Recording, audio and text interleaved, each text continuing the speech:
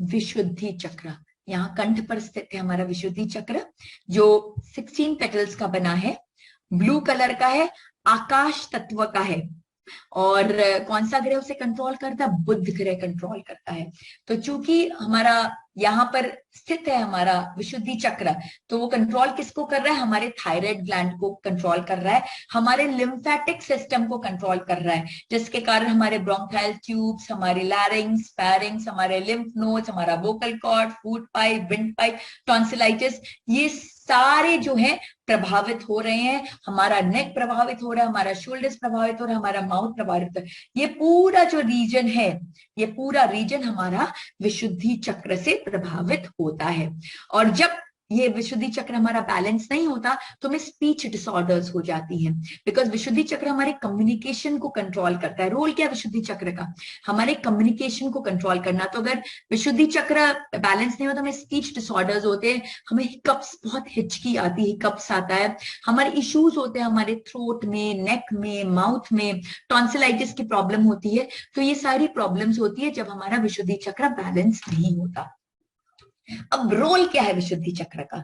जैसा कि विशुद्धि का नाम है विशुद्धि, शुद्धि लेके आना, तो विशुद्धि चक्र हमारे अंदर शुद्धि लेके आता है, शुद्ध भावना हमारे अंदर लेके आता है। विशुद्धि चक्र हमें जोड़ता है सत्य मार्ग से, हमें ऑनेस्ट बनाता है, हमें ट्रुथफुल बनाता है।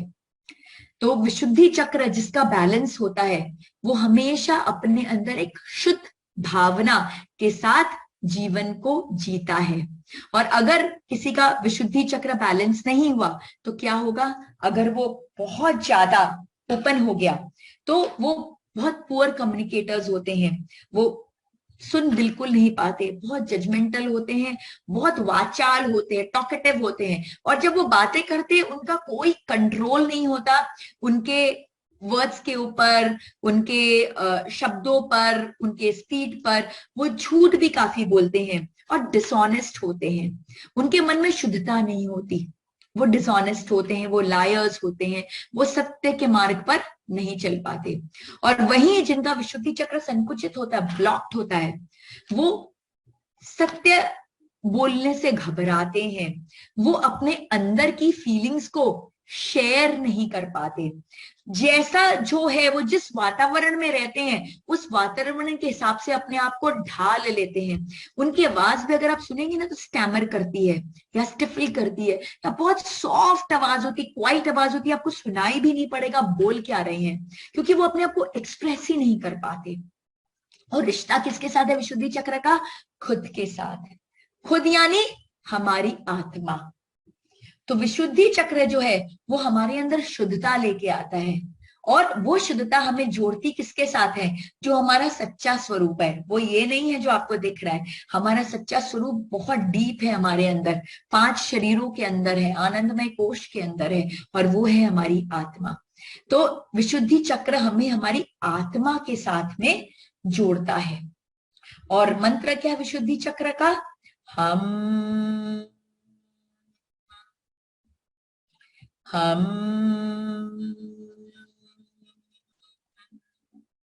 हम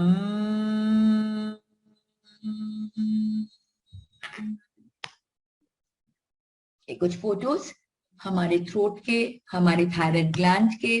और विशुद्धि चक्र की मुद्रा मुद्रा क्या है? ये दोनों हाथ को आप इस तरह से कर लीजिए, और करके इसको टर्न करके पाम फेसिंग अप अपने थंब को जोड़ लीजिए इस प्रकार से, जैसा आप चित्र में देख पा रहे हैं, और इसे अपने स्टमक पर रख लीजिए, और रखकर बिल्कुल अपनी रीढ़ की हड्डी को सीधी कर ले, आंखें क्लोज करें, और विजुअलाइज करें कि आपके कंठ पर ब्लू कलर का 16 पेटल का आकाश तत्व का बना विशुद्धि चक्र है। और चैंट करें विशुद्धि के मंत्र को, हम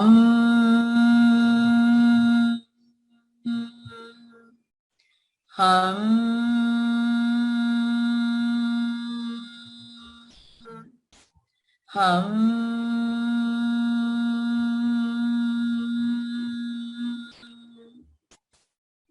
अब ध्यान लेके आए विशुद्धि के 16 पेटल्स को।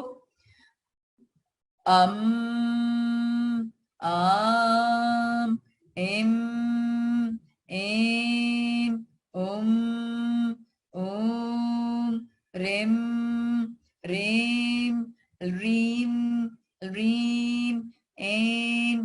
ऐं ॐ औं अं अः अम आम ईम ईम ऊम ऊम रीम रीम रीम रीम ऐं ऐं ओम अम अंगः अम आम ईम ईम ऊम ऊम रीम रीम रीम रीम ऐं ऐं ओम अम अंगः अम आम ईम ईम ऊम ऊम रीम रीम रीम रीम ऐं ऐं ओम अम अंगः अम आ हिम ऐं ओम ॐ ह्रीं ह्रीं ह्रीं ह्रीं ऐं ऐं ॐ औं अं अः।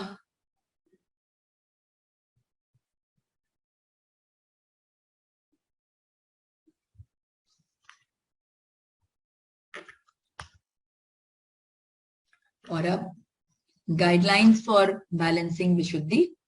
तो जब हमने चैंट किया तो अगर हम अपने कंठ पर विजुअलाइज कर रहे हैं कि 16 पेटल का ये ब्लू कलर, सॉरी यहाँ ग्रीन लिखा है, ब्लू कलर का ये 16 पेटल का हमारे थ्रोट पर हमारा विशुद्धि चक्र, हम उसे विजुअलाइज करें। हम मंत्र की जब हम चैंटिंग कर रहे हो, पेटल्स की जब हम चैंटिंग कर रहे हैं, तो हम उसके वाइब्रेशंस को फील करें। और तत्व शुद्धि, विशुद्धि का क्या एलिमेंट है? आकाश तत्व, स्पेस एलिमेंट। तो हम स्पेस एलिमेंट को हमें हमारे अंदर में बढ़ाना होगा। तो कैसे बढ़ाएंगे? तो दो जो सबसे उत्कृष्ट तरीका है हमारे अंदर स्पेस एलिमेंट बनाने का, वो है उपवास और मौन। और यही दोनों हमारे जैन धर्म में बहुत इसकी प्रधानता है। उपवास तो बहुत माना जाता है। इनफैक्ट जो जैन वे ऑफ उपवास है, उसे तो नोबेल प्राइज भी मिला है। जापान में एक नोबेल प्राइज विनर है, एक साइंटिस्ट हैं, जिन्होंने इसी पर रिसर्च किया है कि जब हम निर्जला व्रत करते हैं, तो निर्जला व्रत करने से कैंसर जैसी बीमारियां भी ठीक हो जाती है।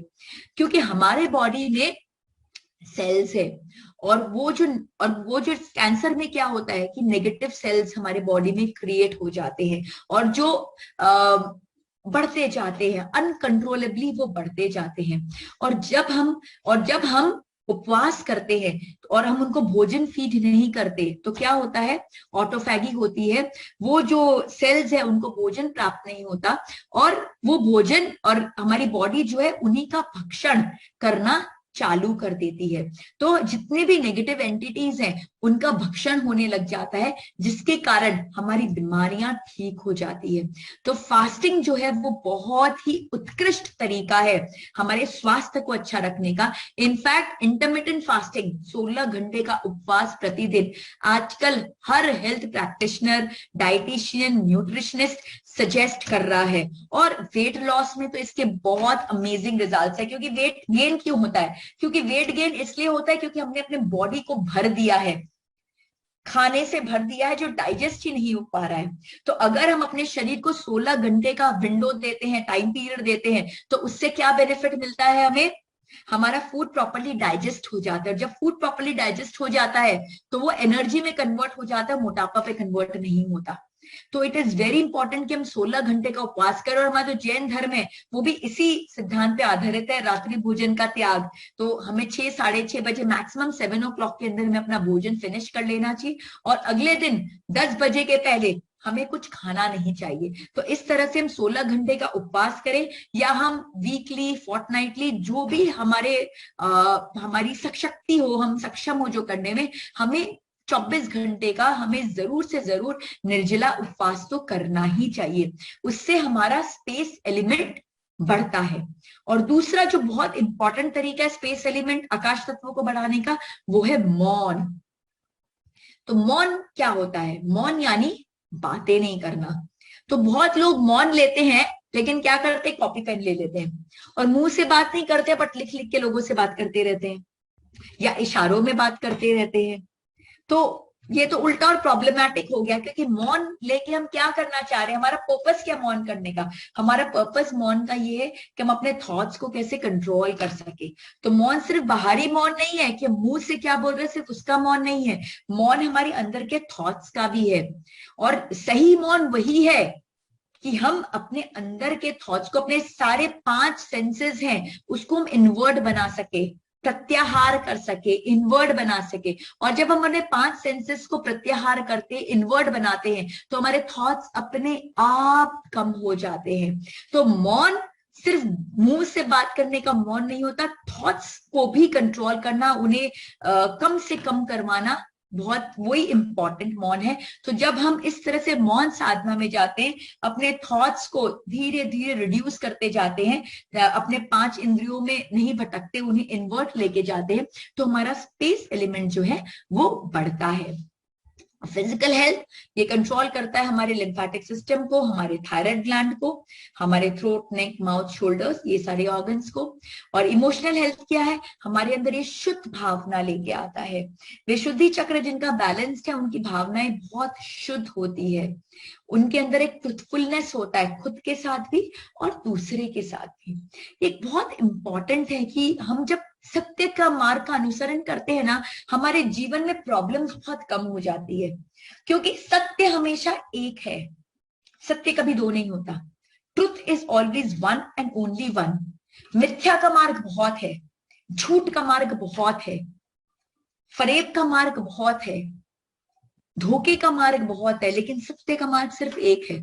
तो जब हम सत्य को फॉलो करते हैं तो हम बहुत रिलैक्स हो जाते हैं, क्योंकि हमें ज्यादा दिमाग ही नहीं लगाना है, थॉट्स ही नहीं आते ज्यादा हमारे, क्योंकि हमको एक ही चीज करनी है। और वही हम झूठ का अनुसरण करते हैं तो क्या होता है, बहुत थॉट्स आते हैं, अनकंट्रोलेबल थॉट्स। और झूठ बोलने के बाद भी बहुत थॉट्स आते हैं, क्यों? क्योंकि उस झूठ को हमको कवर अप करना होता है, उस झूठ को कवर अप करने के लिए फिर और थॉट्स आते हैं, क्योंकि उसको फर्दर कवर अप करना पड़ता है। और सत्य को जब हम फॉलो करते हैं तो बस हम सत्य को फॉलो करते हैं, सिर्फ एक ही थॉट के साथ हम तब जीते हैं। तो बहुत इंपॉर्टेंट है कि हम सत्य के मार्ग पे चले। और सत्य जो बोलता है वो तो खुद ही जानता है, क्योंकि पूरी दुनिया में हम सिर्फ खुद जानते हैं कि हम सत्य के मार्ग पे चल रहे हैं कि नहीं है। तो जजमेंट हमारी खुद के साथ में है, हमारी सेल्फ के साथ में है, कि हम कितने सत्य के मार्ग का अनुसरण कर रहे हैं। हम दुनिया को चाहे कुछ भी मुखौटा पहन के दिखा दे, लेकिन हम खुद से कभी झूठ नहीं बोल सकते कि हम सत्य के मार्ग पर चल रहे हैं, कि हम धोखे के मार्ग पे चल रहे हैं, हम फरेब के मार्ग पे चल रहे हैं। हम परोपकार तो कर रहे हैं, लेकिन उस परोपकार के पीछे अनकंडीशनल लव रीजन है कि वाहवाही हो, वो रीजन है। हम किसी को हम बोल रहे, और कई बार ये भी बहुत इंपॉर्टेंट, बहुत इंटरेस्टिंग है, हम सत्य का कई बार हम मुखौटा पहन लेते हैं, हम चाहते हैं कि हम सत्य बोले, और हम उस सत्य को कैसे यूज करते, टूल की तरह यूज करते हैं ताकि दूसरे का खराब हो सके। तो एक बात हमें जाननी बहुत जरूरी है कि सत्य जो गलत हो, जो दूसरों, जिसका इंटेंशन प्योर नहीं हो, इम्प्योर इंटेंशन, अशुद्ध भावना के साथ बोला हुआ सत्य 100 झूठ से भी बड़ा पाप है, और शुद्ध भावना के साथ बोला हुआ झूठ भी 100 सत्य से ज्यादा पुण्य देने वाला है। तो हम जो बोल रहे हैं, हम जो कर रहे हैं, हम जो सोच रहे हैं, उसके पीछे हमारी भावना क्या है। हमेशा अपनी भावनाओं को आप टटोलते जाइए। विशुद्धि चक्र में जब आप पहुंच गए हैं ना, तो भावना के लेवल पे पहुंच गए हैं, और यही भावना जो है ना, ये जो इंटेंशन है, यही जजमेंट होता है जब हम वहां एस्ट्रल वर्ल्ड में जाते हैं। एस्ट्रल वर्ल्ड में हमारा जजमेंट हमारी भावनाओं पर होता है, हमारे एक्शन पर नहीं होता। हम सच बोल रहे हैं टेक्निकली, उस पर नहीं होता, वो सच के पीछे मेरी भावना क्या थी, उसके ऊपर मेरा जजमेंट होता है, और उसके ऊपर मुझे पुण्य के मार्क्स मिलते हैं या पाप के मार्क्स मिलते हैं। तो बहुत जरूरी है कि मनसा वाचा कर्मणा, आपकी भावना क्या है। अगर शुद्ध भावना है तो आपका विशुद्धि बैलेंस्ड है, और अगर एक्शन चाहे जो भी हो, एक्शन कोई मायने नहीं रखता, क्योंकि दुनिया में तो आप कोई भी मुखौटा पहन के जी सकते हो, लेकिन आप खुद से मुखौटा नहीं पहन सकते, आप उनसे मुखौटा नहीं पहन सकते। बाकी दुनिया में आप मुखौटा पहन के जी सकते हो, बट दुनिया को मुखौटा पहन के दिखा के हमें फायदा क्या होगा? कोई फायदा नहीं है। फायदा तो हमें तब होगा जब हम खुद से और उनके साथ में हम करेक्ट हो, बिकॉज अल्टीमेट जजमेंट तो वही हमारा करने वाले हैं, अल्टीमेट जो गति हमारी है वो वही डिसाइड करने वाले, दुनिया वाले थोड़ी ना कुछ करने वाले हमारा। तो हमारे अंदर जो भावनाएं होनी चाहिए वो हमेशा शुद्ध होनी चाहिए, शुद्धता से इमर्ज होनी चाहिए, उसका बेस हमेशा प्योर इंटेंशन होना चाहिए। Action has no value, what is important is the intention behind the action.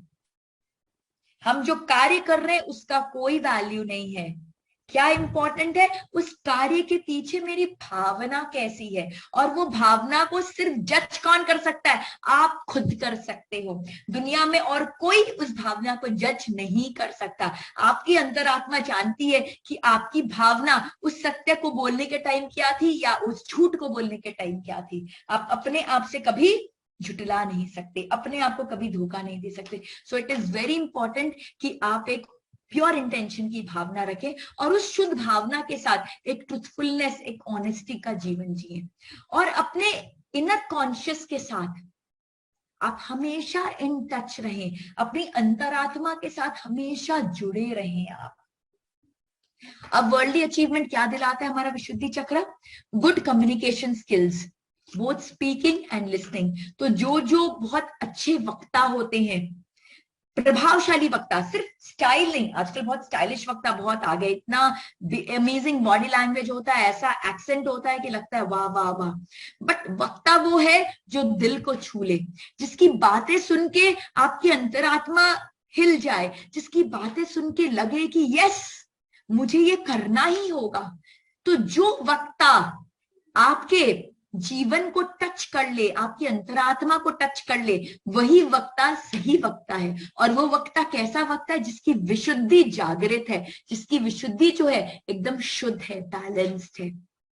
तो अगर आपकी बातें ऐसी है कि लोग जब सुनते हो एकदम प्रेरित हो जाते हैं, आप एक प्रेरणा के स्तोत्र बन जाते हो, तो आपकी विशुद्धि जो है वो बहुत बैलेंस्ड है और बहुत उत्कृष्ट है। और रिलेशनशिप किसके साथ, आपकी आत्मा के साथ, आपके खुद के साथ आपका रिश्ता बनता है जब आपकी विशुद्धि बैलेंस्ड होती है। और योगिक क्रियाएं क्या, आसन, भुजंगासन, सर्वांगासन, हलासन, इस तरह के आसन जब हम करते हैं तो हमारी विशुद्धि सशक्त बनती है। उज्जयी प्राणायाम, जालंधर मंत्र, इससे हमारा विशुद्धि बैलेंस होता है। और मुद्रा, जैसा कि मैंने आपको बताया था, हाथ को इस तरह से करके अंगूठे को जोड़ें और अपने पेट पर, पेट के पास में रखें, स्टमक के पास में, और ये मुद्रा लगा के आप जब चैंटिंग करते हैं, मेडिटेट करते हैं, तो आपको बहुत अच्छे रिजल्ट्स मिलते हैं। अब एफर्मेशंस क्या है विशुद्धि का, I have pure intention, I have pure intention, I lovingly speak the truth, I am heard, I am expressive, I listen to others patiently। ये सारे विशुद्धि के एफर्मेशंस है।